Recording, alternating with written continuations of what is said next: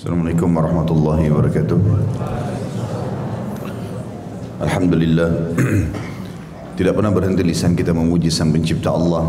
Sebagai seorang muslim, kita sangat yakin Allah tidak akan pernah pungkiri janjinya, sebagaimana kekal dalam Al-Quran ditilawakan oleh orang beriman sampai hari kiamat.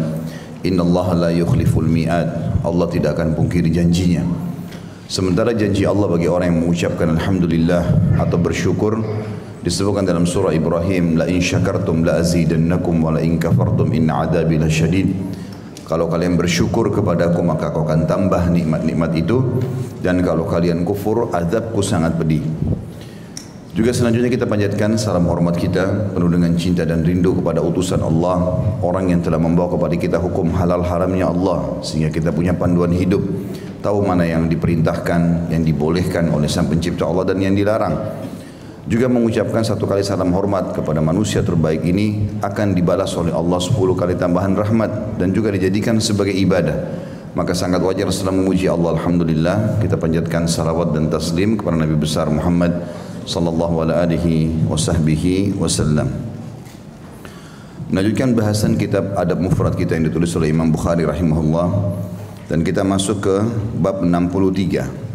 Baik, kita melanjutkan bahasan tentang keutamaan berbuat baik dengan tetangga.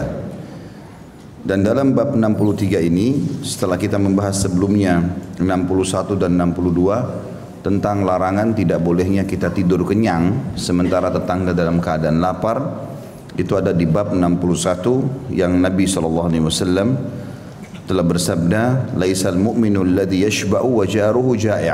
Dan ini dirincikan supaya tetangga kita tidak lapar, sering berbagi makanan dan minuman, mengirim kepada mereka walaupun tetangga kita itu orang mampu.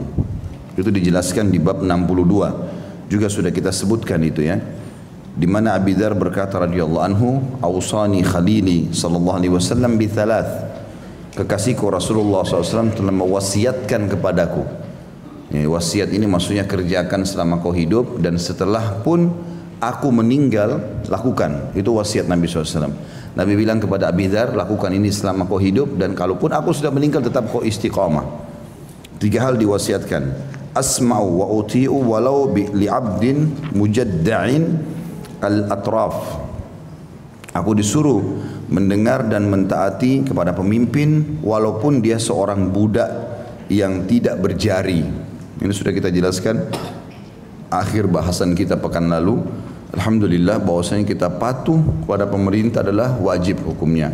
Selama yang diperintahkan bukan maksiat kepada Allah, apalagi bertemu secara maslahat dengan syariat Allah, maka wajib dipatuhi. Seperti mentaati rambu-rambu lalu lintas, disuruh misalnya melakukan administrasi SIM, KTP, ijazah dan seterusnya, maka ini sifatnya wajib ya, untuk dipatuhi. Karena bertemu dengan syariat Allah SWT dari sisi maslahat dan tidak ada kemaksiatan di situ, maka wajib dipatuhi. Tapi kalau itu berbau maksiat, maka masuk dalam sabda Nabi SAW, patuhlah dan taatlah kalian pada pemimpin kalian kecuali kalau dia memerintahkan yang maksiat kepada Allah, karena tidak ada ketaatan kepada makhluk dalam hal maksiat kepada Sang Pencipta.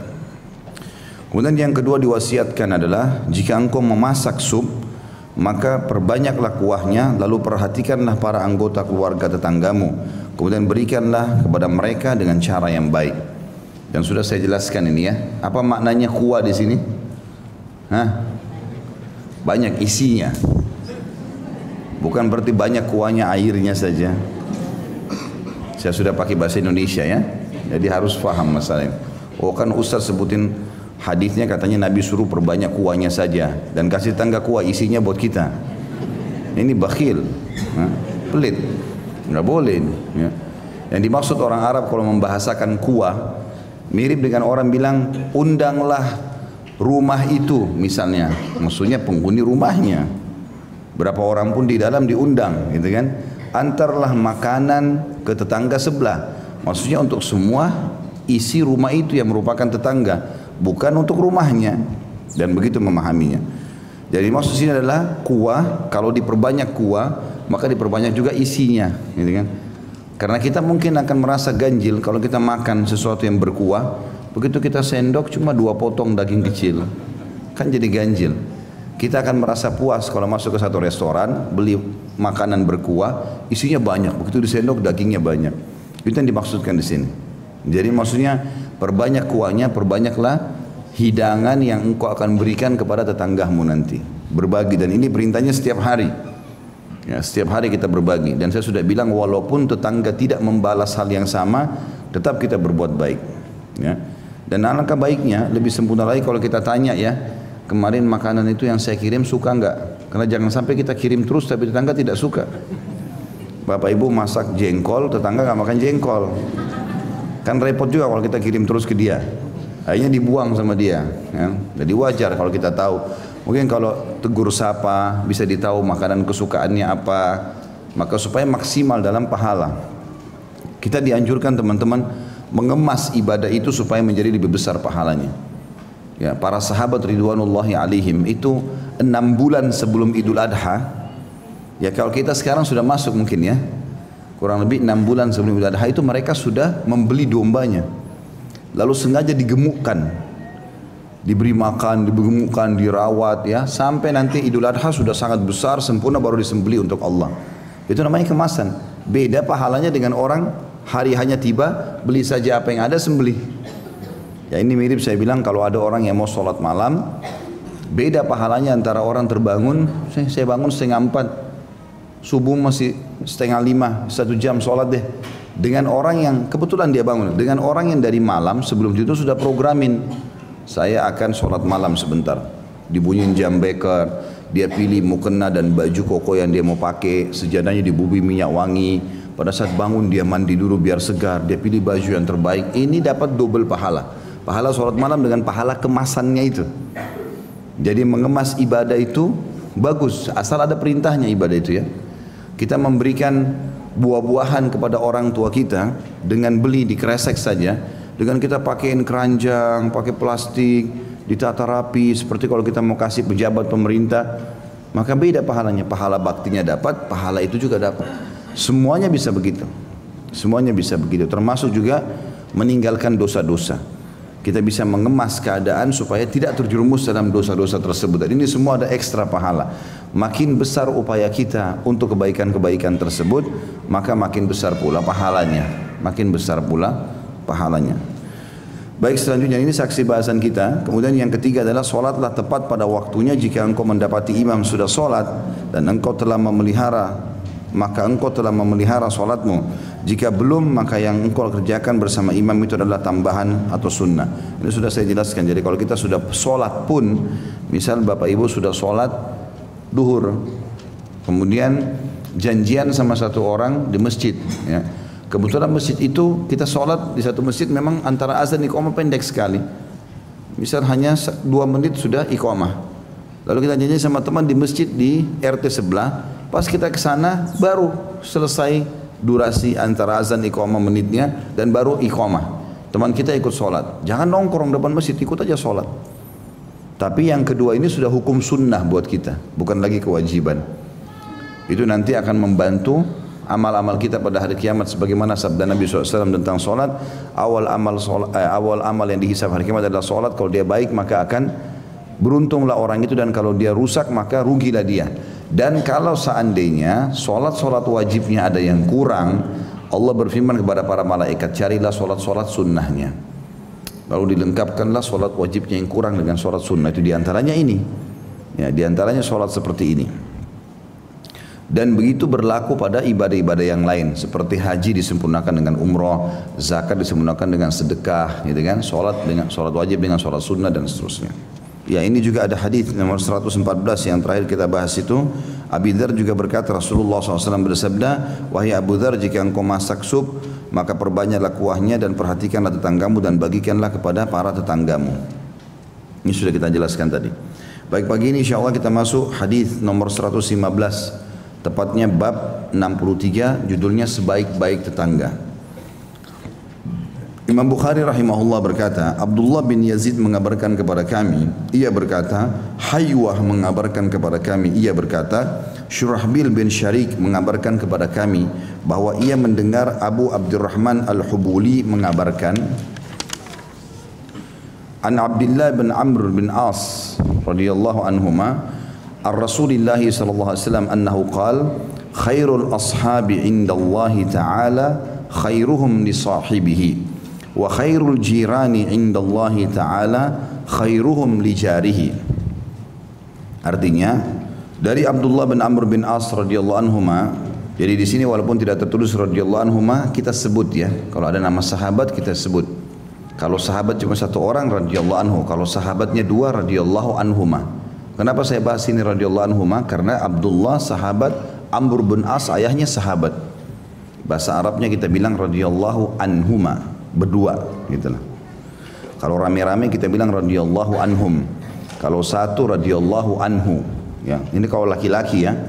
Kalau perempuan radhiyallahu anha, kalau satu radhiyallahu anhumma juga, kalau dua radhiyallahu anhunna kalau rame-rame. Misalnya para istri-istri Nabi radhiyallahu anhunna. Ya.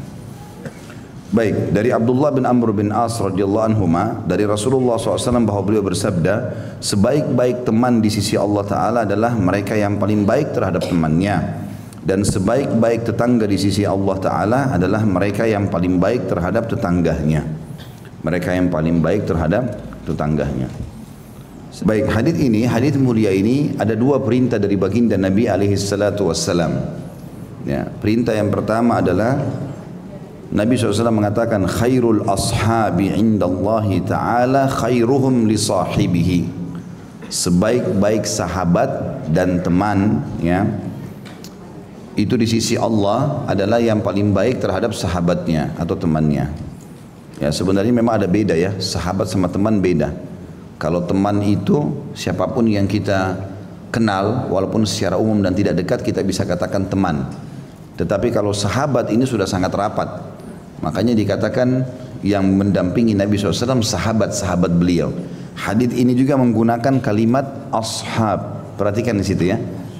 Menggunakan kalimat ashab jamak daripada sahib. Ya, berarti sahabat di sini dimaksud. Sebenarnya terjemahan ini lebih tepatnya jangan teman, tapi sebaik-baik sahabat. Memang betul-betul orang yang sangat rapat. Yang dimaksud di sini sebaik-baik sahabat di sisi Allah Ta'ala. Di sisi Allah maksudnya Allah menilai dan memberikan pahala yang besar bagi setiap sahabat yang paling baik dengan sahabatnya. Di dalam Islam, saya syarahkan dulu poin ini. Di dalam Islam teman-teman kita disuruh mencari sahabat yang baik. Tetapi sahabat ini sesama jenis. Laki-laki sama laki-laki, perempuan sama perempuan. Kita kenal dalam istilah ukhuwah Islamiyah. Persaudaraan dalam Islam ada dua. Ada ukhuwah yang umum, semua muslim kita anggap saudara kita. Itu bagian daripada perintah Allah SWT. Dalam surah Hujurat Allah mengatakan fa'aslihu baina akhawaikum. Perbaiki diantara persaudaraan kalian secara umum. Ya, yang kedua adalah persaudaraan secara khusus. Ini yang kita cari sahabat. Dan Nabi SAW menunjuk para sahabatnya, kamu bersahabat sama kamu, kamu bersahabat sama kamu, ditunjuk oleh Nabi SAW. Seperti kasus Abu Darda dengan Salman Al-Farisi, gitu kan? Abdurrahman ibn Auf dengan Sa'ad ibn Ubadah radhiyallahu anhu ajma'in. Jadi memang dipersaudarakan seperti itu ya. Utbah bin Ghazwan sama Syammah atau Abu Dujana. Dan ini dipersaudarakan oleh Nabi SAW. Jadi supaya dia selalu melekat bersama-sama.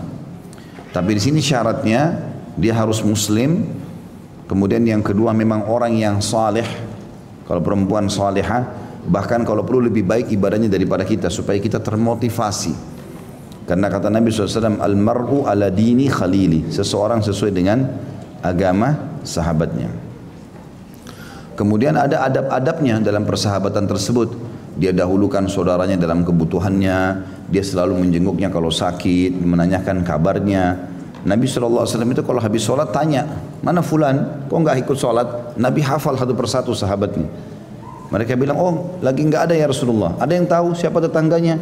Saya Rasulullah. Coba cari tahu. Kalau sakit Nabi SAW ajak semuanya pergi jenguk. Seperti itulah. Jadi betul-betul persaudaraan itu erat sekali yang dibangun oleh Nabi SAW. Bahkan beliau mengatakan orang mukmin seperti satu jasad. Ya. Kalau satu luka, misalnya jarinya kena pisau atau silet, seluruh badan ini akan demam. Memang seperti itu. Dan ini manfaatnya sangat besar. Kita berkumpul dan bersahabat dengan dia itu karena Allah Subhanahu wa taala, dan kita berpisah juga karena Allah. Kalau sampai sahabat kita itu sudah jauh dari Allah, kita nasihatin dia nggak mau dengar, ya sudah kita tinggalkan karena Allah. Ya. Maka kita selalu bersahabat dengan dia, dan kata Nabi SAW, Allah akan menyiapkan mimbar nanti di hari kiamat di mahsyar yang mengeluarkan cahaya yang sangat terang sampai membuat para nabi-nabi dan para syuhada cemburu.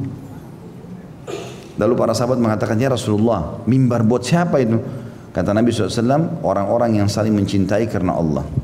Nabi-nabi dan para syuhada pun cemburu dengan mereka. Jadi maksudnya dikasih mimbar yang bercahaya agar orang-orang pada lihat. Dan juga kata Nabi SAW dalam sebuah hadis qudsi, Allah berfirman, pada hari kiamat nanti, mana orang-orang yang saling mencintai karena Allah, hari ini aku akan menaungi mereka di bawah naungan, tidak ada naungan kecuali naunganku. Jadi orang lagi kepanasan nanti di mahsyar. Bahkan dalam sebuah hadis dikatakan, dalam hadis sahih, kata Nabi SAW, orang akan tenggelam dengan keringatnya masing-masing tergantung kadar dosanya.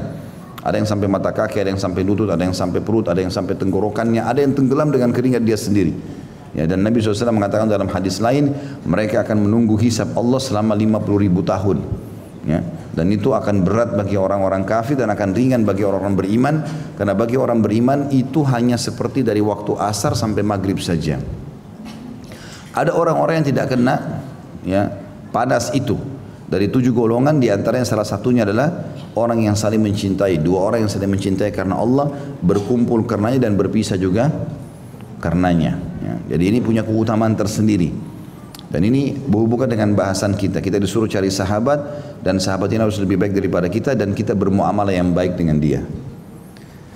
Pernah satu kali ada orang yang datang kepada Umar bin Khattab radhiyallahu anhu lalu berkata, saya mencintai fulan. Kebetulan orang itu dianggap orang yang beribadah lebih baik dari dia gitu. Kemudian Umar berkata, apa kau sudah pernah safar dengan dia? Kata orang itu, belum. Kata Umar, kau belum mengenalnya. Artinya salah satu pelajaran yang kita bisa ambil, persahabatan itu kelihatan dengan pengorbanan. Ya.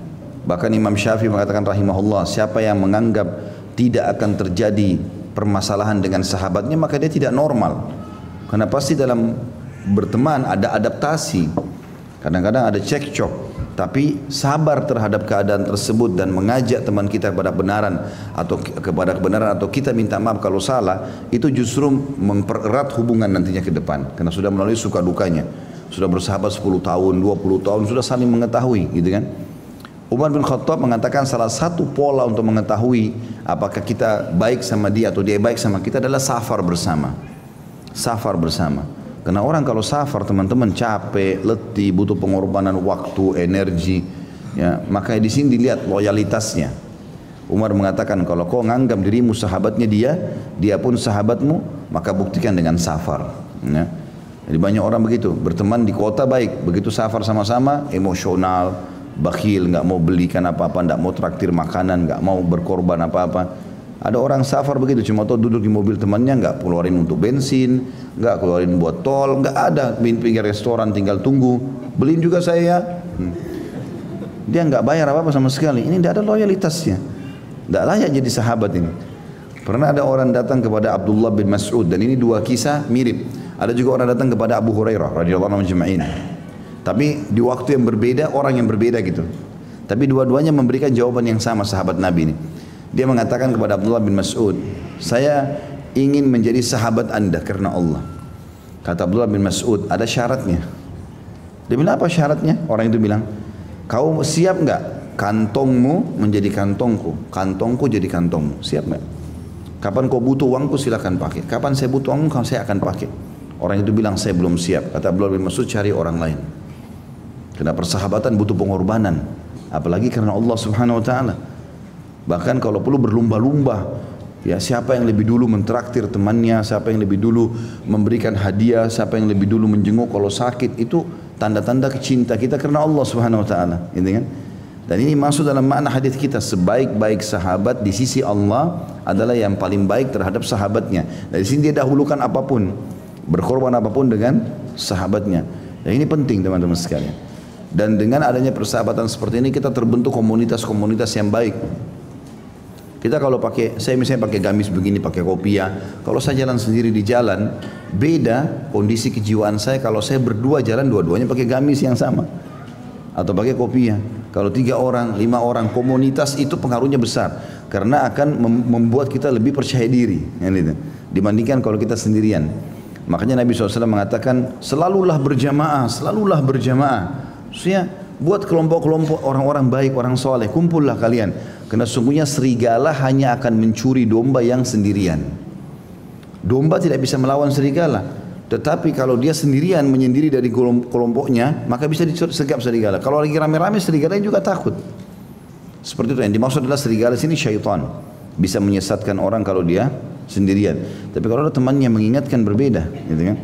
Berapa banyak kisah dalam masalah ini luar biasa, kisah-kisah orang-orang saleh dulu. Sampai ada di antara mereka karena tulusnya mencintai saudaranya dalam Islam, sampai-sampai ya, kalau saudara itu terjerumus dalam dosa, Allah mimpikan dia tentang kesalahan sahabatnya itu. Lalu dia ingatkan, saya mimpi kamu begini misalnya. Bahkan ada di antara sahabat janjian, mereka mencintai karena Allah, mereka sepakat siapa yang mati duluan, kalau Allah izinkan datang ke dalam mimpi temannya. Dan ada terjadi itu, ada terjadi. Yang pernah saya ceritakan dulu waktu di awal-awal bab kita, bahasan kita, pernah ada sahabat begitu, dia janjian sama temannya, sahabatnya, siapa yang mati duluan di antara kita, kalau Allah izinkan dia datang dalam mimpi temannya. Meninggallah si A sama si B. Ini saya tidak temukan namanya dalam riwayat ya. Mungkin ada nama-nama beliau mereka disebutkan dalam riwayat lain, tapi riwayat yang saya baca nggak ada namanya. Cuma 2 orang sahabat. Kemudian meninggallah si A sama si B, meninggallah si B. Pada saat meninggal si B, maka si A mimpi dan didatangi oleh sahabatnya itu. Tetapi subhanallah dalam mimpi kan memang kita nggak bisa ngatur apa yang kita mau tanya, apa yang dia ceritakan kan. Begitu saja terjadi. Tapi dalam mimpi itu ternyata si A nanyain si B, bagaimana kabarmu? Dia bilang, alhamdulillah Allah sudah maafkan dosa-dosa saya dan Allah terima saya. Saya terdaftar termasuk ahli surga. Gitu kan? Tapi rupanya di leher si B ini ada bercak warna hitam. Dia tidak ceritakan, tapi si A lihat dalam mimpi itu tanpa direkayasa karena tiba-tiba saja bertanya, dia tanya, apa itu hitam di lehermu? Kata si B, ini utang saya 50 dirham yang belum saya bayar pada orang Yahudi. Namanya si Fulan, dan uang itu ada saya taruh di satu kantong yang saya taruh di ruang tamu rumah saya. Pergilah ke rumah saya, ambil dan bayarkan utang saya itu. Dalam mimpi, tidak direkayasa karena memang begitu saja terjadi. Kemudian dia bilang, ketahuilah, kata si B sebelum si A bangun tidur, ketahuilah, apapun informasi tentang orang-orang yang kami kenal akan disampaikan kepada kami. Misalnya istri, misalnya suami, misalnya anak, misalnya sahabat, itu disampaikan. Sampai-sampai ada informasi diberitakan kepadaku kemarin, kalau kucing di rumah kami sudah mati. Kata si B yang meninggal ini. Bangun dan si A ini kaget dia, gitu kan? Maka dia pun mendatangi rumah sahabatnya, dia ucapkan salam, terus dia bilang sama istrinya, saya mimpi suamimu, ya, kemudian dia datang kepada saya, dia mengatakan dia punya utang. Bisa nggak saya cek tempat yang dia taruh uang itu sebagaimana dalam mimpi?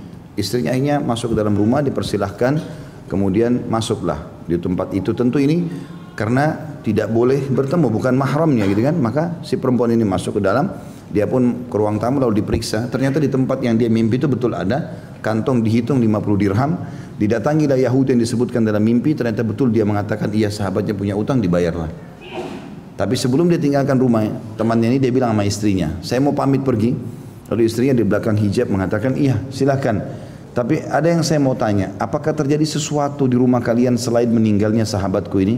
Maka istrinya yang punya rumah itu bilang, tidak ada, kecuali kemarin kucing kami mati. Ya, artinya memang orang yang mati disampaikan informasi tentang keluarganya segala macam, tapi dia tidak bisa berbuat apa-apa lagi. Dia hanya sekedar menerima informasi. Tapi ini contoh saja, saking dekatnya persahabatan mereka sampai seperti itu. Ya, sampai seperti itu.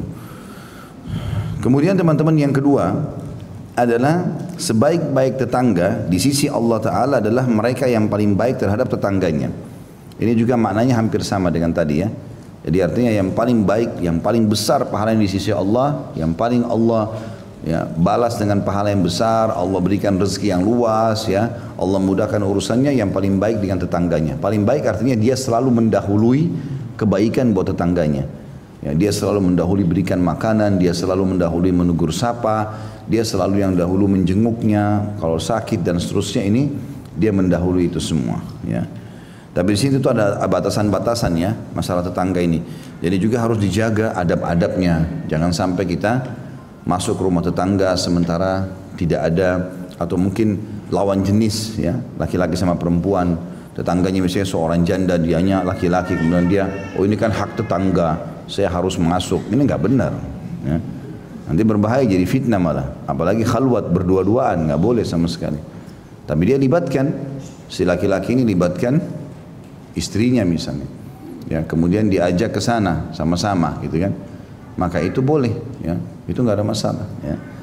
Jadi kita libatkan pasangan kita supaya bisa bertegur sapa. Ibu-ibu juga begitu, ajak suaminya, tetangga itu kayaknya sakit di sebelah, saya dengar informasi dari Pak RT gitu, maka kemudian suaminya diajak untuk sama-sama menjenguk tetangga tadi dan seterusnya untuk menjaga adab-adab syar'i. Jadi jangan sampai juga ada pelanggaran-pelanggaran ya. Semua bentuk kebaikan yang kita lakukan kepada tetangga, kepada sahabat masuk dalam umumnya hadis ini. Jadi memiliki keutamaan di sisi Allah Subhanahu wa taala. Kandungan hadis yang ditulis oleh yang mentahqiq buku ini ya adalah yang pertama anjuran agar menghormati dan menghargai persahabatan yang dijalin atas dasar keimanan. Artinya tidak ada persahabatan kalau di atas kemaksiatan. Karena Allah menyebutkan di dalam Al-Maidah surah nomor 5 ayat 2, A'udzubillahi minasyaitonirrajim, potongan ayatnya, wa ta'awanu 'alal birri wat taqwa wa la ta'awanu 'alal itsmi wal 'udwan wattaqullaha innallaha syadidul iqab. Ya. Kita diperintahkan untuk bekerja sama, saling dukung-mendukung dalam kebaikan dan ketakwaan. Dan janganlah kalian saling dukung-mendukung dalam kemaksiatan dan perbuatan keji, dan bertakwalah kepada Allah, ketahuilah Allah maha keras siksanya.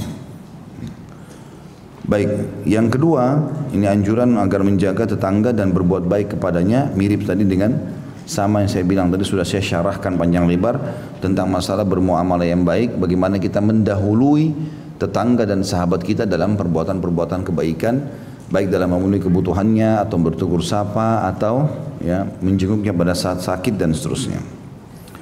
Ini sebaik-baik tetangga. Kita masuk ke bab selanjutnya 64, tetangga yang saleh.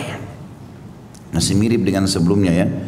Hadis nomor 116, Imam Bukhari berkata rahimahullah, Muhammad bin Kathir mengabarkan kepada kami, ia berkata Sufyan mengabarkan kepada kami dari Habib bin Abi Thabit, ia berkata Khumail mengabarkan kepadaku an Nafi' bin Abdul Harith radhiyallahu anhu anin Nabi sallallahu alaihi wasallam qala min sa'adatil mar'il muslimil maskanal wasi' wal jarus salih wal markabul hani atau wal markabul hani ya, agak panjang sedikit ada yahnya.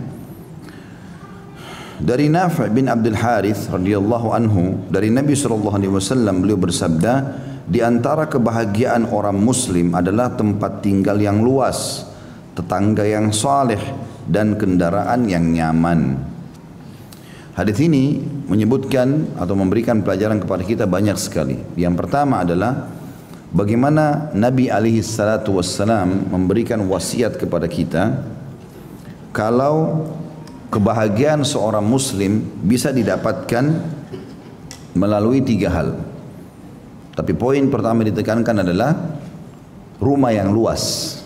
Nah, rumah yang luas.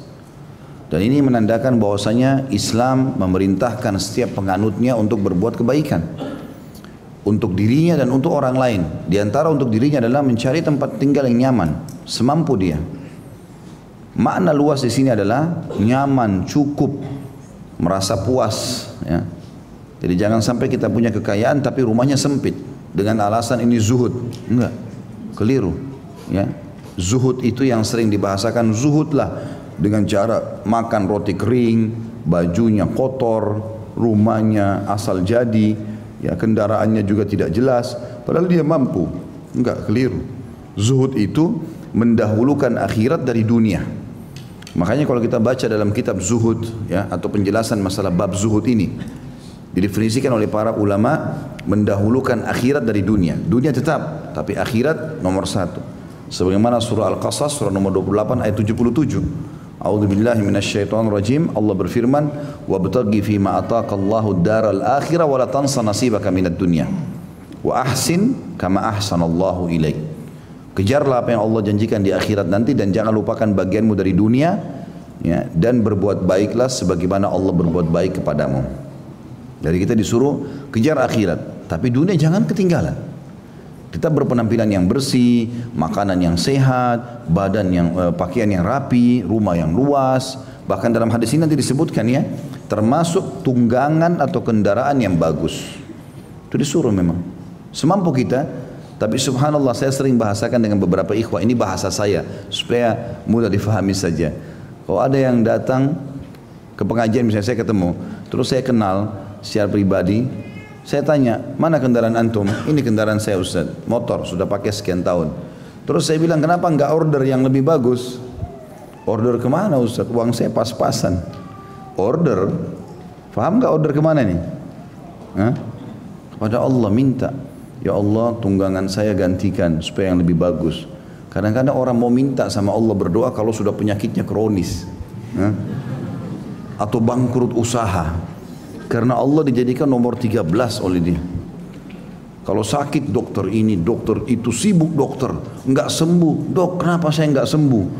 Obatnya sudah habis. Enggak pernah dia wudu, ya, paparkan sejadah, sujud, minta sama Allah. Ya Allah saya sakit, sembuhkanlah. Nanti Allah buat dokter itu penyebab kita sembuh. Ini yang kadang-kadang orang tidak fahami. Yakin Bapak Ibu sekalian kalau sebelum ke dokter berdoa dulu minta Allah sembuhkan, Allah jadikan kesembuhan nanti. Kadang-kadang kita nggak lakukan itu. Nanti kalau sudah dokter vonis, maaf Pak, Ibu umurnya tinggal 2 minggu. Nah, baru sholat tahajud tuh. Jadi Allah terakhir keliru. Makanya Allah mengajarkan kita baca doa sebelum makan, sebelum tidur, ya nggak? Sebelum masuk masjid, ya, sebelum masuk kamar mandi, kan sebelumnya. Jadi sebelum melakukan aktivitas berdoa dulu, sebelum keluar rumah. Kalau selesai bersyukur kepada Allah. Habis sebelum makan baca doa, habis makan bersyukur, alhamdulillah, supaya Allah kasih lagi nikmat itu. Maka jangan bengkalekan ini harus difahami. Sehingga betul-betul kita mendahulukan Allah dari yang lainnya. Baik, sama dengan ini teman-teman sekalian. Rumah, saya masih ngontrak Ustaz. Minta sama Allah, kenapa enggak minta? Minta apapun Allah kasih. Allah kasih kita teman-teman dengan 2 rakaat solat sunnatul fajr lebih baik daripada dunia dan seluruh isinya. 2 rakaat solat fajr. Apalagi kalau cuma sekedar minta rumah, minta mobil, minta pasangan, minta sama Allah SWT. Merengek, tinggal minta, manja saja sama Allah. Ya Allah berikan saya rumah, ya Allah berikan begini, ya Allah muliakan saya.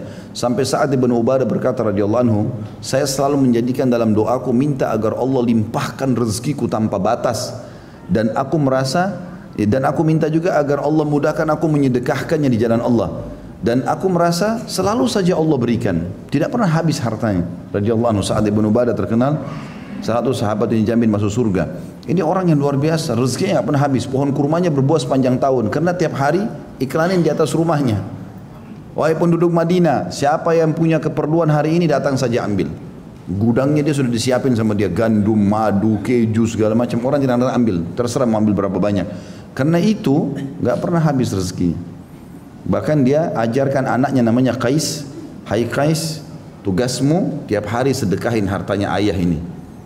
Jadi anaknya kalau pagi bangun sama ayahnya berdua bersaing nih siapa yang lebih dulu habisin harta itu. Tapi subhanallah rezeki datang terus. Terlalu panen kurmanya sepanjang tahun tidak seperti kebun-kebun yang lain, akhirnya jadi kaya raya. Dan itu karena orderan dia minta sama Allah, minta ya Allah rezeki saya luas, minta kepada Allah SWT. Allah SWT maha mendengar, maha mengetahui, maha kaya. Maka akhirnya pernah satu kali Qais ini bagi-bagi. Dia lagi naik unta, ada orang lihat nih, turun dari untanya dikasih orang. Jadi orang royal sekali di jalan Allah SWT. Sampai Abu Bakar sama Umar tahu kalau Qais ini nunggangin untanya orang tuanya nih, punyanya ayahnya Sa'ad. Maka Abu Bakar sama Umar bisik-bisik berdua, ini anak kalau kita biarkan dia habisin hartanya ayahnya nih. Rupanya bisik-bisiknya Abu Bakar sama Umar didengar oleh Sa'ad. Sa'ad pas lewat di situ. Lalu dia teriak, wahai muslimin, siapa yang mau tolong saya lawan Abu Bakar sama Umar? Loh, kenapa mau lawan Abu Bakar sama Umar? Abu Bakar sama Umar mengajarkan pelit anak saya. Saya yang suruh habisin kok dia larang. Sampai seperti itu. Jadi orang subhanallah teman-teman sekalian harus minta kepada Allah subhanahu wa ta'ala. Bahkan ada hadis yang sahih kata Nabi SAW, ada hamba-hamba Allah yang Allah memang titipkan harta banyak sama dia untuk menjadi maslahat bagi manusia. Kapan kita royal kasih, Allah kasih kita lebih banyak. Kalau antum baru dikasih sama Allah 10 juta, tes dulu nih, bakhilnya luar biasa. Tidak bisa keluar, disentuh sama istrinya pun jangan sentuh ya. Itu keuntungan kemarin. Tidak mau ketahuan, taruh di rekening, rekeningnya dirahasiakan, nggak ada yang bisa tahu. Maka bagaimana caranya? Baru 10 juta dipancing, terus mau dapat 100 juta, mau dapat 1 miliar, nggak bisa. Kata Nabi SAW, selama dia royal di jalan Allah, Allah limpahkan rezekinya. Sampai dia pelit, kapan dia bakhil, Allah berhentikan. Udah nggak dikasih lagi dia, kasih yang lain yang memang rasanya mau royal. Makanya saya sudah berapa kali ulang-ulangi, bakhil adalah sifat penyakit jiwa, nggak boleh dibiarkan. Dan itu kata Nabi SAW. Ya, pada saat ada beberapa orang-orang Arab di Madinah datang dan Nabi SAW tanya, bagaimana pemimpin kalian? Siapa pemimpin kalian? Mereka sebutkan nama seseorang. Lalu kata Nabi SAW, bagaimana dia? Dia tampan ya Rasulullah, dia punya wibawa, punya keturunan, tapi satu masalahnya, dia bakhil, nggak suka berbagi-bagi sama orang. Kata Nabi SAW, tidak ada kebaikan padanya. Dan penyakit apakah kata Nabi SAW yang lebih rusak, yang lebih berbahaya daripada bakhil itu sendiri. Ya. Makanya teman-teman harusnya kita minta kepada Allah Subhanahu Wa Taala order supaya kita dikasih kebaikan dan ingat hak-hak di situ. Makin sering kita berikan kepada orang, maka makin baik. Dan di sini teman-teman, berarti menandakan juga dalam Islam kita disuruh untuk memiliki rumah yang luas semampu kita. Dan ini rumah yang luas artinya bisa menampung banyak keluarga, ya, tamu dan segala macam. Kemudian yang kedua, pesan Nabi SAW adalah tetangga yang saleh. Ya. Makna saleh berarti patuh dengan Allah Subhanahu Wa Taala. Berarti di sini dianjurkan kita cari tetangga-tetangga komplek perumahan atau rumah yang tetangganya orang-orang baik-baik. Ya. Dan insya Allah mudah-mudahan termasuk ciri kebaikan adalah adanya masjid. Seperti insya Allah mudah-mudahan di sini termasuk. Karena masjid itu simbol orang-orang yang baik di sekitar situ. Tidak mungkin masjidnya bisa makmur kalau orang-orang yang di sekitarnya tidak suka peduli ya. Mungkin ada 2-3 orang tidak peduli tapi sisanya pasti peduli. Saya berapa kali masuk komplek nggak ada masjid sama sekali. Tapi mayoritasnya muslim. Gitu kan? Ini tanda tanya kenapa nggak buat masjid? Masalahnya apa? Sudah dijanjikan rumah di surga masih nggak mau juga. Ini gimana caranya nih? Mau dijanjikan apa lagi kira-kira? Istana di surga. Kata Nabi SAW, siapa yang bangun rumah Allah di muka bumi, Allah akan bangunkan baginya istana di surga. Ada sahabat bertanya gini, ya Rasulullah, tidak semua orang mampu bangun masjid karena pikiran mereka biaya besar. Apa kata Nabi SAW? Allah akan memberikan pahala itu istana di surga walaupun seseorang membangun rumah Allah di muka bumi seperti sarang burung yang kecil. Dia cuma mampu beli 1 bata atau dia cuma mampu masukkan 10.000 rupiah, 5.000 rupiah di celengan masjid untuk dibangun, ikut renovasi, sudah dapat istana di surga. Ini juga nggak mau, super bakhil. Buat dirinya sendiri nggak mau, gimana cara? Termasuk hal yang baik, lingkungan yang baik adalah adanya rumah Allah Subhanahu Wa Taala. Dan Nabi SAW sudah mengajarkan kepada kita yang paling pertama beliau lakukan pada saat tiba di Madinah 3 hal. Dari 3 hal ini yang paling pertama juga beliau lakukan adalah membangun masjid. Masjid Quba dan Masjid Nabawi. Baru beliau yang kedua mempersaudarakan muhajirin dan ansar. Pendatang, muhajir dan orang-orang pribumi setempat. Dipersaudarakan, gak ada lagi rasisnya. Ini kalian kebetulan lahir di kota ini. Tapi ini semua buminya Allah. Semua muslim bersaudara. Maka orang-orang ansar menyambut muhajirin dengan luar biasa. Sampai mereka mengorbankan segala macam hal untuk saudara-saudaranya. Terus yang ketiga, menulis kesepakatan damai dengan orang-orang non-muslim supaya sama-sama membela Madinah. Ini basis pendirian negara, instansi, apa saja. Teman-teman kalau punya perusahaan, ada musholahnya. Buat musolah untuk pegawai, karena mereka yang masuk sholat itu jadi baik. Ya, jadi baik itu. Kadang-kadang ada orang, subhanallah, saya masuk beberapa perusahaan gitu, Ustaz tolong isi ceramah di kantor kami. Baiklah. Ada tempat nggak? Ada musolahnya. Baik, saya pikir ini musola bagus, ini musola kotor, nggak ada AC, panas, ya. Itu di basement di pojok. Ini bakhilnya luar biasa nih. Kenapa begini? Baik Ustaz, yang punya building orang non muslim. Kenapa antum di situ? Berapa banyak perusahaan muslim yang masuk situ? Ada banyak Ustaz. Di antara tenan-tenan yang sewa ini ada banyak. Baik, kenapa nggak bersatu? Sewa tempat, jadikan musola, jadikan masjid kalau perlu. Saya masuk di beberapa perusahaan ada yang sampai menyewa tempat sekian besar, gitu kan, dijadikan masjid. Dan itu dipakai selamanya. Bagus gitu. Orang non muslim cuma tahu terima duit saja dia maunya. Tapi kemana arahnya muslim-muslim di situ? Akhirnya kalau sholat Jumat kejauhan, ada bahkan tidak pergi sholat Jumat. Saya siapkan fasilitas. Itu tanda kebaikan dengan adanya rumahnya Allah Subhanahu wa ta'ala. Karena apalagi kalau hidup ya, ada pengajian, ada kegiatan-kegiatan, ada pembagian buku-buku gratis, ya, ada Quran terjemahan, ada banyak kegiatan. Ada beberapa musola Masya Allah atau masjid di mal-mal ataupun di kantor-kantor yang saya lihat aktif, ya. Aktif mereka menggerakkan itu, sehingga banyak juga di antara mereka yang buat pengakuan tadinya nggak pernah sholat, nggak pernah masuk masjid, akhirnya masuk ke masjid dan sholat. Gara-gara ada musola atau ada masjid di situ. Ini contoh saja. Maka ciri tetangga yang baik justru karena pertama ada masjid di situ.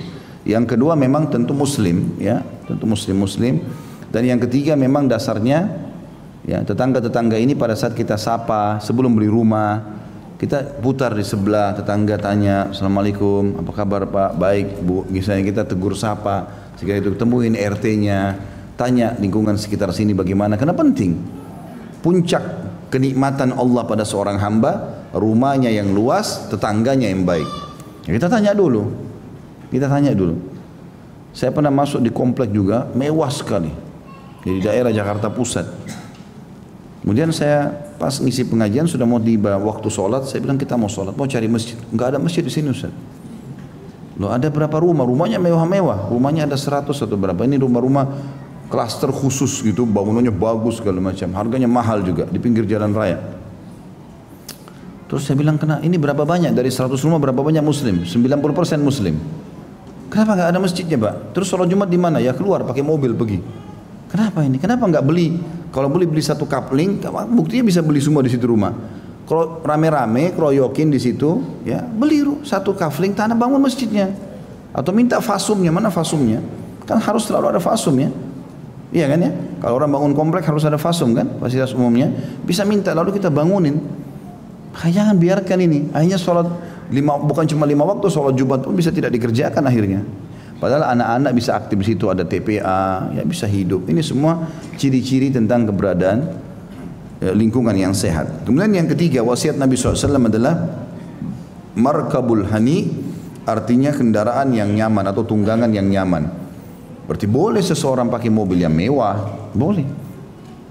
Kaidahnya dalam Islam begini, la ifrat wa la tafrid, tidak terlalu perhitungan, tidak juga terlalu boros, di tengah-tengah. Mereka ada di tengah-tengah. Kita beli mobil pada saat butuh, teman-teman beli yang paling bagus, nggak apa-apa. Tapi nggak usah koleksi mobil, mubazir nanti. Ada orang sampai 10 koleksi mobil di rumah. Kalau dia butuh di rumah mungkin cuma 2, dia, istrinya sama anak-anaknya, cukup 2. Yang 8 jadikan masjid, jadikan modal usaha, jadikan sesuatu yang bermanfaat. Untuk apa disimpan gitu? Hanya untuk dilihat, dipajang, sayang, gitu. Jadikan masjid, mungkin 2 mobil, 3 mobil sudah jadi masjid di tempat-tempat orang muslimin butuhkan. Jadi amal jariah dia. Jadi tunggangan yang baik perlu. Boleh nggak Ustaz? Saya baru beli mobil tahun lalu, saya mau ganti sekarang karena yang serial sekarang lebih bagus. Silahkan, hak Anda itu. Yang penting jangan mubazir, gitu kan? Jangan coba hanya sekedar ya ikut-ikutan sama orang. Temannya beli merek ini, kemudian dia ikut juga beli merek itu. Ya, atau merasa tersaingi dengan sesama direksi di perusahaan misalnya, atau sesama orang-orang di yayasan, parkir depan masjid mobilnya baru, kayak saya juga mau ganti sama dia, niatnya bersaing. Ya jangan. Kalau niatnya mau menikmati silahkan. Dan kita orang-orang yang belum Allah kasih jangan hasud, jangan iri. Oh Masya Allah, Allah berikan kau rezeki, ingat order. Ya Allah, Allah engkau kasih dia mobil, kasih juga saya mobil, gitu. Kenapa dia pakai mobil baru? Mudah-mudahan tabrakan. Hasad. A'udzubillah.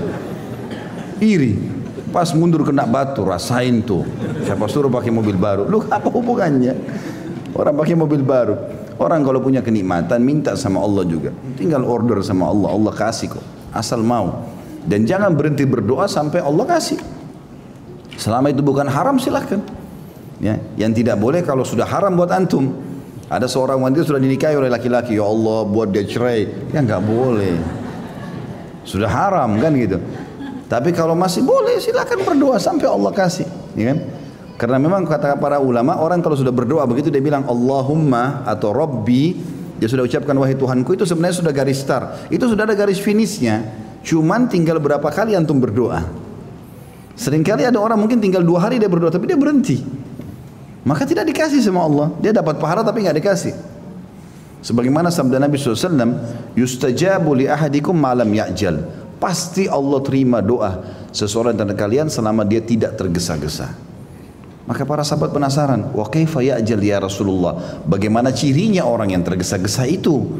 Kata Nabi SAW, yaqulu da'utu wa lam yustajabu li fatarakat doa. Dia bilang saya sudah berdoa, saya sudah sampaikan, tapi belum ada jawabannya. Lalu dia tinggalkan doa. Ini orang buru-buru. Bahkan kata Nabi SAW, pasti diterima doa setiap muslim. Hanya melalui salah satu dari 3 tahapan. Bisa Allah berikan langsung. Ya Allah sembuhin saya, Allah sembuhin penyakitnya. Dengan cara dia ketemu dokter, cocok, selesai. Atau dia minta rezeki, Allah kasih dia pekerjaan. Dia minta jodoh, Allah mudahkan dia menikah.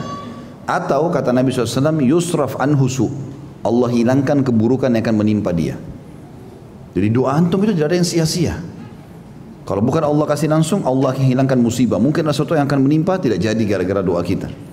Rutinkan, Rabbana atina fid dunya hasanah. Doa apa saja kebaikan-kebaikan. Ya Allah berikan aku yang apa yang diminta oleh Nabi SAW. Di antara doa yang mulia jangan luput itu ya. Selalu ucapkan. Ada seorang sahabat mengatakan, ya Rasulullah, ajarkan aku doa menggabungkan semua kebaikan. Nabi SAW bilang, bacalah. Allahumma inni as'aluka khaira ma sa'alaka minhu nabiyyuka wa abduka Muhammadin sallallahu alaihi wasallam. Ya Allah, aku memohon kepadamu semua kebaikan yang pernah diminta dan dimohon oleh utusanmu dan hambamu Muhammad sallallahu alaihi wasallam. Wa a'udzubika min syarri masta'adzaka minhu nabiyyuka wa abduka Muhammadin sallallahu alaihi wasallam. Dan aku berlindung kepadamu dari semua keburukan, tidak terkecuali yang pernah nabimu dan hambamu Muhammad sallallahu alaihi wasallam berlindung darinya. Wa antal musta'an, engkaulah tempat kami minta tolong. Wa alaikal balak, dan darimulah penerimaan. Itu doa yang luar biasa, menggabungkan semua kebaikan. Jadi kita bisa minta seperti itu, ya. Kita minta kepada Allah Subhanahu wa taala. Jadi bisa kita order. Kemudian yang ketiga, ya, dari doa itu yuddahar lahu yaumal qiyamah. Allah simpan yang dia akan panen dalam bentuk pahala pada hari kiamat. Riwayat lain menjelaskan, nanti akan datang hamba-hamba Allah pada hari kiamat yang suka berdoa di dunia, dijadikan rutinitasnya, akan diberikan pahala bergunung-gunung. Lalu dia berkata, dari mana ini? Perasaan saya nggak pernah buat nih. Maka kata para malaikat, ini doa-doamu yang kau panjatkan selama di dunia yang belum diberikan jawabannya di dunia. Maka pada saat itu kata Nabi SAW, mereka semua berharap semua doanya di dunia belum dikasih. Dia terima dalam bentuk pahala di akhirat. Jadi bisa dikasih langsung, ya, atau dihilangkan keburukan atau disimpankan pada hari kiamat. Maka nggak ada yang sia-sia. Berdoa, minta saja kepada Allah SWT. Selama bukan haram, Allah akan berikan insya Allah. Di sini tunggangan, berarti boleh saja tadi saya bilang kita memiliki tunggangan yang terbaik sesuai dengan kemampuan kita tentunya. Dan jangan juga kita mampu tapi kita tidak, ya, melakukan ini dengan alasan biarkan saya merasakan susahnya hidup. Jangan. Kalau bisa enak kenapa enggak? Nabi SAW makan daging, gitu kan? Wah, ada yang bilang makan roti kering saja. Jangan, roti kering keras, giginya sakit nanti. Kenapa enggak roti lembut? Yang penting halal, gitu kan? Nah, Nabi SAW makan daging kambing. Nabi SAW berpoligami, punya rumah. Beliau meninggal dengan meninggalkan 9 orang istri. Setiap istri punya rumah, setiap rumah punya unta. Unta itu kayak sekarang mobil Alphard itu. Hah? Banyak tunggangan. Nah, kalau mampu kenapa enggak? Tapi saya bilang jangan mubadzir. Tidak boleh berlebihan, gitu kan? Seperti itulah Allah alam. Ini yang disebutkan atau saksi bahasan kita adalah yang kedua, kenikmatan puncak seorang muslim, kebahagiaannya ada juga pada tetangga yang baik. Yang sudah kita sebutkan tadi, ciri-ciri tetangga yang baik. Sekarang kita sebutkan lawannya, tetangga yang buruk, ya. Tapi sebelumnya saya akan baca dulu kandungan hadis. Tetangga yang soleh merupakan nikmat yang sangat besar bagi seseorang. Karena itu hendaklah bersyukur kepada Allah atas hal itu. Demikian juga rumah yang luas dan kendaraan yang baik. Jika hati pemiliknya selalu berzikir kepada Allah Azza wa Jal, itu merupakan salah satu nikmat Allah yang besar. Bab nomor 65. Tetangga yang buruk. Imam Bukhari rahimahullah berkata, Sadaqa mengabarkan kepada kami, ia berkata, Sulaiman mengabarkan kepada kami, ia adalah Ibnu Hayyan dari Ibnu Ajlan dari Sa'id an Abi Hurairah radhiyallahu anhu qala kana min du'ain Nabi sallallahu alaihi wasallam Allahumma inni a'udzu bika min jaris su'i fi daril muqam fa inna jarad dunya yatahawwal. Dari Abu Hurairah radhiyallahu anhu ia berkata, di antara doa Nabi sallallahu alaihi wasallam adalah Allahumma inni a'udzu bika min jaris su fi daril muqami fa inna jarad dunya yatahawwal. Ya Allah, aku berlindung kepadamu dari tetangga yang jahat di akhirat, karena tetangga di dunia akan berpindah. Di sini ada penjelasan kosakata dulu. Darul muqam, negeri tempat tinggal. Tetangga yang buruk di negeri tempat tinggal lebih pantas dihindari karena kemungkinan gangguan yang diberikannya dan selalu menimbulkan dugaan akan memberikan gangguan setiap waktu. Ini justru lebih berat daripada gangguan itu sendiri. Ini penjelasan Darul Muqam dulu. Hadis ini memberikan pelajaran kepada kita tentang hal yang penting berhubungan dengan masalah keburukan tetangga. Sampai-sampai Nabi SAW berlindung dari tetangga yang buruk. Dan yang dimaksud dengan ya Allah aku berlindung kepadamu dari tetangga yang jahat nanti di akhirat, bukan berarti di akhirat nanti orang akan bertetangga. Maksudnya surga, ada surga neraka. Orang kalau sudah masuk surga semuanya orang baik. Bisa bermakna ini yang dimaksud adalah tetangga di akhirat, tetangga pada saat menunggu di mahsyar. Orang yang ada di sebelah. Jangan sampai ada di sebelahku ini adalah orang-orang yang buruk.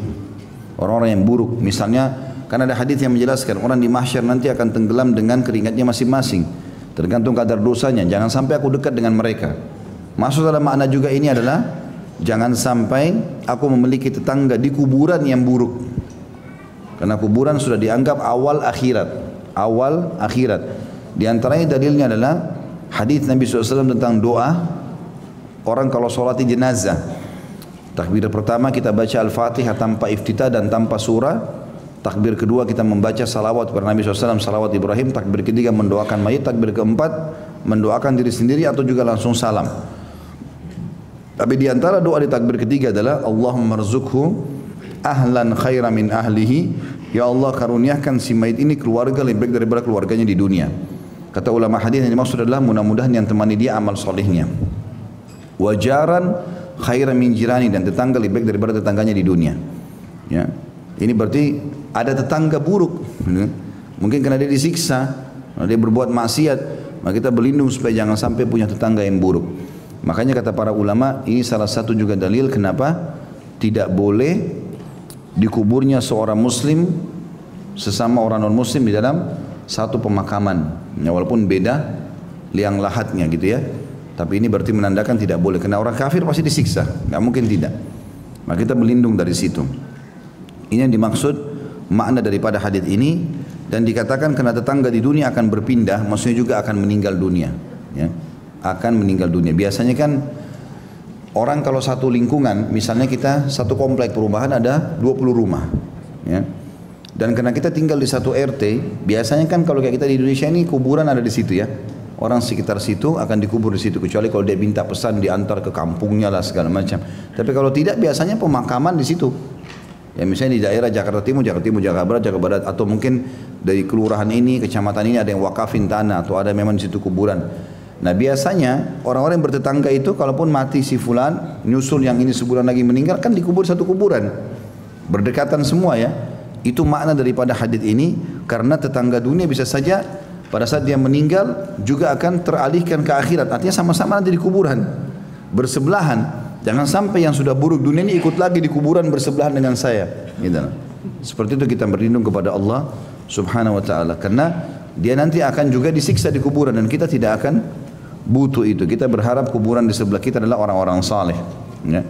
Makanya salah satu target yang terbaik, seperti misalnya Nabi SAW memotivasi para sahabat, ya, termasuk kaum muslimin, agar meninggal di Madinah dan juga dikubur di Baqi. Baqi kuburan para sahabat. Karena Nabi SAW doakan, ya Allah rahmatilah penghuni Baqi. Dan kata para ulama hadis ini berlaku sampai hari kiamat doa Nabi SAW. Siapapun dikubur situ pasti dapat rahmat Allah. Dan umumnya orang-orang dikubur di Baqi itu ada sahabat-sahabat Nabi di situ, istri-istri Nabi di situ, ya. Uthman bin Affan ada di situ dan banyak yang lainnya. Banyak juga Imam Malik ibn Anas, salah satu imam mazhab, gurunya Imam Syafi'i juga dikubur di situ. Banyak sekali tabi'in, para tabi'in, orang-orang soleh ada di sana. Maka kemungkinan besar memang mereka akan bertetangga dengan orang-orang yang baik. Ya, di alam barzah yang merupakan awal alam akhirat. Awal alam akhirat. Masih dalam hadis yang atau bab yang sama, nomor hadisnya 118. Imam Bukhari berkata rahimahullah, Makhlad bin Malik mengabarkan kepada kami, ia berkata, Abdurrahman ibn Magra mengabarkan kepada kami, ia berkata, Barid bin Abdullah mengabarkan kepada kami dari Abu Burdah an Abi Musa radhiyallahu anhu qala Rasulullah sallallahu alaihi wasallam la taqumus sa'atu hatta yaqtulur rajulu jarahu wa akhahu wa abah. Artinya dari Abu Musa radhiyallahu anhu al-Asy'ari, ia berkata Rasulullah SAW bersabda, kiamat tidak akan terjadi hingga seorang laki-laki membunuh tetangganya, saudaranya dan ayahnya. Kandungan hadis ini adalah di antara tanda-tanda kecil terjadinya kiamat. Kan tanda-tanda kiamat ada tanda-tanda kiamat besar, ada tanda-tanda kiamat kecil. Tanda-tanda kiamat kecil adalah meluasnya pembunuhan. Hal ini tidak berarti peperangan yang dilakukan kaum muslimin terhadap orang-orang kafir. Yang dimaksud sini adalah pembunuhan yang terjadi di antara kaum muslimin, yaitu kaum muslimin saling membunuh. Dan ini hadis juga memberikan pelajaran kepada kita. Salah satu tanda-tanda hari kiamat kecil adalah bukan lagi orang menghormati tetangganya, tapi malah membunuhnya dan merampas hartanya. Nah, dan ini sudah sering terjadi. Ya. Di zaman-zaman kita sekarang pun banyak orang yang melakukan seperti itu. Tetangga dijahati, ya, dihasut, ya, bahkan banyak hal lah ya, diganggu. Nah, ketidaknyamanan terjadi karena justru keburukan akhlaknya tetangga ini. Maka di sini kata Nabi SAW tidak akan terjadi kiamat, maksudnya tanda-tandanya akan datang sebelum kiamat, sampai seseorang membunuh tetangganya sendiri. Ya, maksudnya dia berbuat baik, maksudnya dia santun, malah dia membunuhnya. Bahkan bisa membunuh saudara kandungnya dan juga ayahnya. Ini hadis juga memberikan pelajaran penting buat kita, bahwasanya nanti mendekat hari kiamat makin buruk akhlak manusia, dan ini dari kaum muslimin, bukan umumnya manusia, dari kaum muslimin, ini dari umat Muhammad SAW. Jadi tadinya mereka sudah harus tahu keutamaan tetangga, malah mereka merusak, malah mereka membunuh, dan ini keburukan. Ya. Tentu tanda-tanda kiamat ada dua, ada besar ada kecil. Kalau yang kecil ada yang sudah terjadi, ada yang sedang terjadi, ada yang belum terjadi. Ini pernah saya kasih gambaran global, saya ulangi lagi. Kalau tanda-tanda kiamat kecil yang sudah terjadi adalah lahirnya Nabi SAW, diutusnya Nabi SAW, dan meninggalnya Nabi SAW. Karena beliau mengatakan hitunglah 6 hal, itu adalah tanda-tanda kiamat. Di antaranya lahirnya beliau, diutusnya beliau dan meninggalnya beliau. Ini sudah terjadi semuanya. Kemudian tersebarnya penyakit taun yang akan merenggut banyak jiwa orang beriman. Ini juga sudah terjadi di zaman Umar radhiyallahu anhu. Kemudian dibebaskannya Palestina. Ya, dari kekufuran, itu juga terjadi di tahun 15 atau 16 di masa kerajaan Umar bin Khattab radhiyallahu anhu. Dan ini tanda-tanda kiamat ada semua yang sudah terjadi. Yang sedang terjadi, masuk dalamnya adalah hadis Nabi SAW, tidak akan terjadi kiamat sampai khamar terhalalkan, khamar dan perzinahan terhalalkan, dan diubah namanya menjadi nama yang lain. Ya, kayak kita sekarang diskotik, karaoke, ya, itu diganti dengan hiburan. Jadi kesannya bukan perzinahan, padahal jelas-jelas laki-laki masuk, dia bisa sewa ruangan sendiri, dia bisa duduk sama perempuan bukan mahramnya, ditemani sekian jam, bayar dan seterusnya. Maka terjadi perzinahan, bagaimana tidak? Ruangan dingin, remang-remang, nyanyi-nyanyi cinta, apalah segala macam, ya. Maka syaitannya pun menari-nari di situ, ya. Makin menggoda. Diskotik juga begitu. Oh, ini hiburan anak muda, remaja, segala macam, dusta. Bahkan perempuan digratisin segala macam, masuk di dalam, orang cari pasangan, berzina. Dan ini sepupunya semua sama nih, khamar, sepupunya zina, ya, mabuk-mabukan, nanti berantem, bunuh-bunuhan, ini semua saudara sepupu semua ini, ya. Satu dibuat, yang lainnya ikut. Kalau sudah masuk diskotik, mabuk berhubung sama zina. Zina juga berhubungan dengan masalah perkelahian, pertengkaran dan seterusnya. Ribut rumah tangga lah, ribut antara ini dan itu, dan segala macam hal yang terjadi. Ya, ini yang dimaksud juga dengan masalah tanda-tanda kiamat yang sedang terjadi. Juga dalam hadis dikatakan tidak akan terjadi kiamat sampai banyak laki-laki yang menyerupai perempuan dan perempuan menyerupai laki-laki. Zaman kita sudah ada, bahkan operasi kelamin, ya, mengubah diri. Allah sudah jadikan laki-laki, aneh mau jadi perempuan. Hah? Ada perempuan mau jadi laki-laki, penampilannya seperti laki-laki. Kenapa ini? Allah sudah kasih fitrahnya begitu. Dan Allah pencipta lebih tahu kalau itu lebih baik buat kita. Tetap teman-teman, biar dia sudah operasi kelamin, biar dia mau mengaku sebagai perempuan, iya hukumnya laki-laki. Banci-banci itu laki-laki. Ada laki-laki atau perempuan. Allah bilang, A'udzubillahi minasyaitonir rajim, ya ayuhan nas inna khalaqnakum min dzakarin wa untha. Hai sekalian manusia, kami ciptakan kalian cuma dari dua, laki-laki dan perempuan. Tidak ada yang ketiga. Yang ketiga ini aneh. Makanya dianggap aneh di masyarakat, ya. Dia ikut ini atau ikut ini. Perempuannya perempuan, laki-laki ya laki-laki. Ya, dan ini harus jelas, gitu kan? Tidak boleh kita dibiarkan, karena ini tanda-tanda hari kiamat. Makanya teman-teman yang Allah karuniai anak, diamanahkan beberapa anak, harus kita betul-betul fungsikan anak-anak kita dan arahkan sesuai dengan jenis kelamin dia. Memang anak perempuan mainannya sendiri, ya. Sering ikut ibunya, diajak ke dapur, nata rumah, masak-masak, memang begitu. Anak laki-laki memang main bola, lari-lari, sana sini, memang begitu. Jangan anak perempuan dihadiahin bola, hadiahkan bola. Hah? Ini mau jadi laki-laki nanti, ya. Atau laki-laki diajak main masak-masak. Gimana caranya main masak-masak ini? Kayaknya jadi kayak perempuan. Itu lingkungan internal bisa berpengaruh. Ya, biasanya ada orang Allah karunia anak 4 orang misalnya, 3 laki-laki anaknya, yang terakhir perempuan. Maka dibiarkan anak perempuan ini karena bungsu main sama kakak-kakaknya. Jadi kayak laki-laki lah dia. Atau terbalik, ada orang punya 4 anak, 3 perempuan, 1 laki-laki. Yang bungsu laki-laki. Adik laki-laki yang diajak main-main boneka, main segala macam sama kakak-kakaknya. Maka ini bisa mengalihkan dia dari fitrahnya. Ini tanda-tanda hari kiamat, gak boleh. Gak boleh sama sekali. Dan ada beberapa yang sedang terjadi, yang belum terjadi diantaranya adalah keluarnya gunung emas di sungai Furat, ya, atau Efrut, ya. Sekarang ada yang mengatakan itu di Turki, ya. Itu belum terjadi karena kata Nabi SAW tidak akan terjadi kiamat sampai terlihat gunung emas di sungai Furat, ya. Dan nanti orang akan saling membunuh, memperebutkan emas itu. Kalau kalian menemukan itu, maka ya, jangan ikut-ikutan. Karena dari 100 orang 99 akan mati, cuma 1 yang hidup. Maka kata para sahabat, ya Rasulullah, kalau begitu kenapa masih ada yang mau ikut-ikutan? Kata Nabi SAW, karena dia berharap dia yang satu itu, dia yang bisa selamat. Dan saking banyaknya korban nanti sampai akan ada lewat di gunung emas itu, laki-laki yang dipotong tangannya karena mencuri. Maka dia pun membenci emas itu. Dulu pernah dipotong tangannya gara-gara curi emas. Maka dia mengatakan, semoga Allah melaknatmu, ya. Sesungguhnya tanganku dipotong karena kamu. Lalu dia pergi tanpa mengambil sedikit pun dari emas itu, karena sudah jijik melihat banyaknya korban manusia di situ. Itu nanti akan tanda-tanda hari kiamat, ya. Kemudian kembalinya Jazirah Arab subur. Sekarang kita tahu Jazirah Arab umumnya padang pasir, panas. Maka akan kembali subur, dan itu sudah mulai tanda-tandanya. Di Saudi sudah 4-5 tahun terakhir ini selalu turun salju. Ya, dan akhirnya salju ini diadakan penelitian oleh sebagian ilmuwan, memang dia es, ya. Kalau dia cair di musim panas, dia masuk ke padang pasir, itu cara yang paling cepat menyuburkan tanah. Dan memang ada beberapa tempat-tempat itu sudah mulai subur kelihatan. Jazirah Arab akan kembali. Ya, sebagian sejarawan mengatakan dulu Jazirah Arab itu semuanya kebun-kebun, sungai.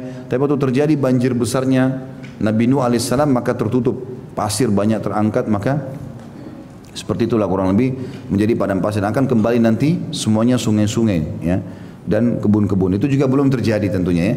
Tapi tanda-tanda sudah terlihat, dan juga termasuk malhamah kubra atau peperangan besar antara muslimin dengan orang-orang Nasrani. Ini sudah saya sebutkan di kajian Minhajul Muslim, teman-teman bisa kembali di tanda-tanda hari kiamat. Tapi yang jelas hadis ini menjelaskan kepada kita bahwasanya salah satu tanda-tanda hari kiamat adalah kalau seseorang, tanda-tanda kiamat kecil, ya, seseorang mengganggu tetangganya atau membunuh tetangganya.